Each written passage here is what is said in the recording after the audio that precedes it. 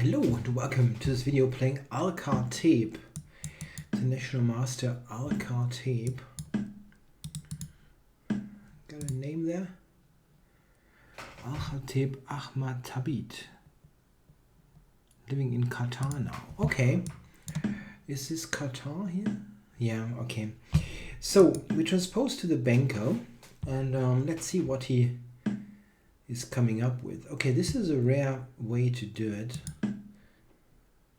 The knight doesn't really have a great spot on a4.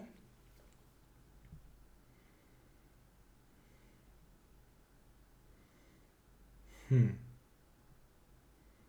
you can try to somehow regroup it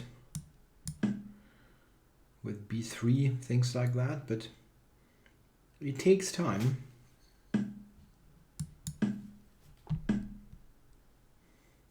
I can go bishop d7 and just take it, yeah, for this pawn structure damage. I wonder if that is an idea. And the bishop is usually not all that great anyway, so maybe do it. It's a bit of a controversial decision because this knight is a bad piece, but my bishop is also not great. And this a pawn is weak here. It's a weak pawn for white. It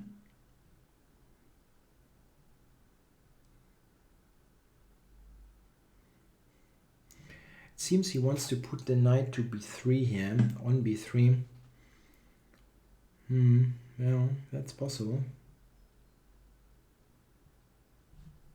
If he gets to a5, then it's difficult to attack this actually.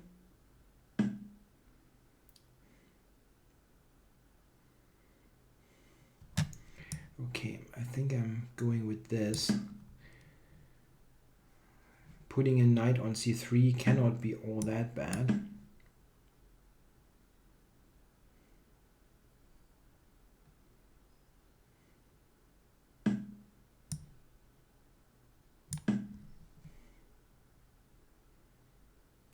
Not sure if it is doing all that much, to be perfectly honest, but it looks like in a piece, like an annoying piece to live with.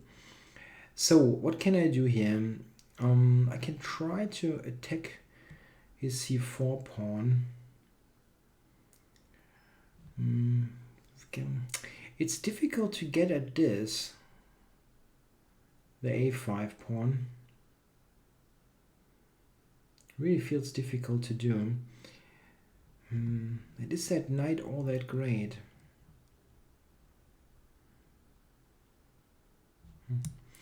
I don't know. Yeah, this is also a controversial decision, but I want some space here. Control the center.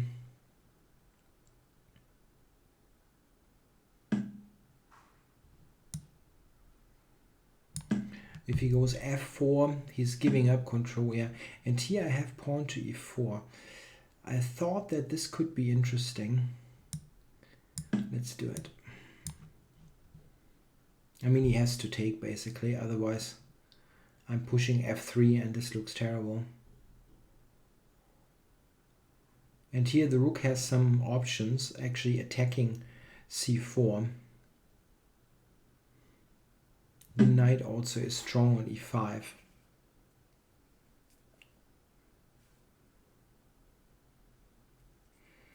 Queen d2, rook f3 would be a funky idea.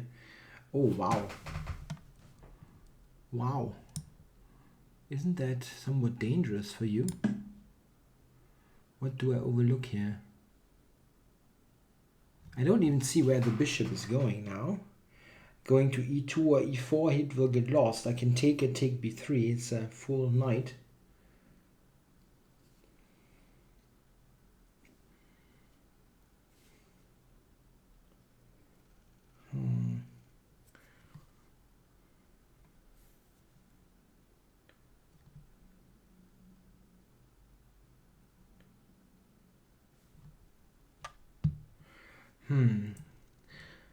Okay, I have to mute a video for a second.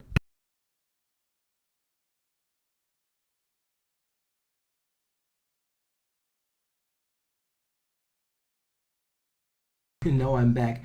I got a call that I had to take. So rook d1, yeah, it was difficult, yeah, not to give up material here.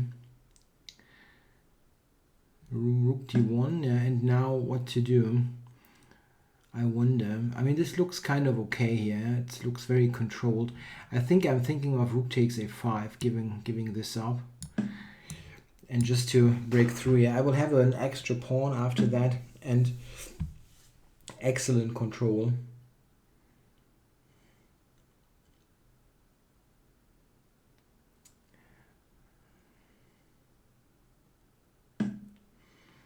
Yeah, so is he actually threatening to take it? Probably yes.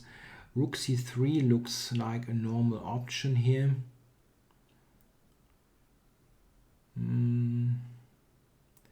If I go back and then f4, it's kind of, that's an annoyance.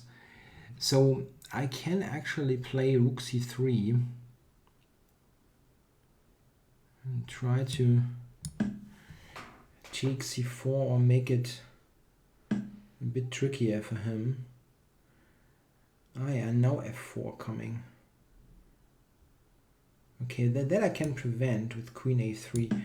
Let's just do it like that.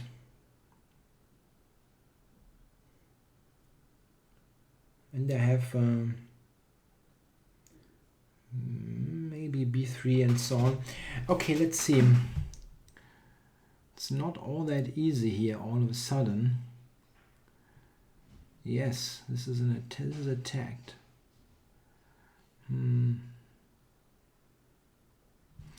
Okay, I'm dropping back, covering it.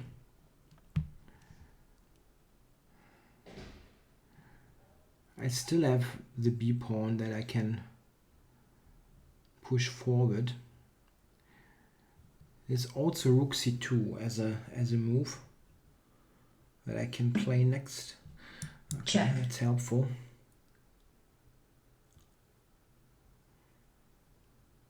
White resigns. Yeah, that position out of the opening, I think, was already kind of doubtful here. Yeah, I don't know. Knight c3 is a somewhat strange move because you get to misplace your knight for no particular reason. Okay, this bishop d7 and taking is somewhat debatable because the knight is really not a good piece there, but I just think that the structure that I get is nice. The a pawn is more of a weakness, and I'm getting rid of my light squared bishop, which is notoriously useless in the Benko. So that cannot be bad. Yeah, and here I got to this situation with the knight on c3. I think it is a still a somewhat annoying piece for white to face. So I think it's an okay idea. It's interesting that the engine wants to play e6 here. I mean, looking at this now, it makes an awful lot of sense because after this, you get stuff like this going on, and d5. d5 is actually nicely protected by the knight, and there is no rook d1 coming here because the knight on c3 is so strong, and that looks very good. Yeah, that's a very good idea. Okay, I think this isn't bad either, but e6 is just a far more dynamic option. Yeah, and here the problem is he doesn't really have something great available. Something like f4. Check. I'm taking, and the knight now also has control over this. Here e6, for example, and rook e8 taking next is very strong. And now f4. It's an interesting try. I mean, that tries to establish the e5 knight for a longer time. The computer hates the move. f4, it wants to play e6. Yeah, that is probably a stronger idea, something that I totally misevaluated during the game. Yeah, I know g3, this is disastrous. Yeah, he has no move now, yeah, something like check. that blunders quite a bit of stuff. And knight c1, I can take a5, and he's totally tied down here. It's pretty awful. Yeah, this, okay, I took it, and now queen a5 is a pragmatic decision. It's not necessary. The engine wants to play queen c8, queen f5 later. Queen c8, queen f5 if the bishop moves, of course. I don't know, I think this is a simple way of doing it. Yeah, maybe I could have done something more active, but I just wanted to prevent f4, which gets tackled with this now. Queen h4, queen to a7. Yeah, it's still full control, and I can go b3 and so on. It should be a relatively easy win. Okay, thanks for watching.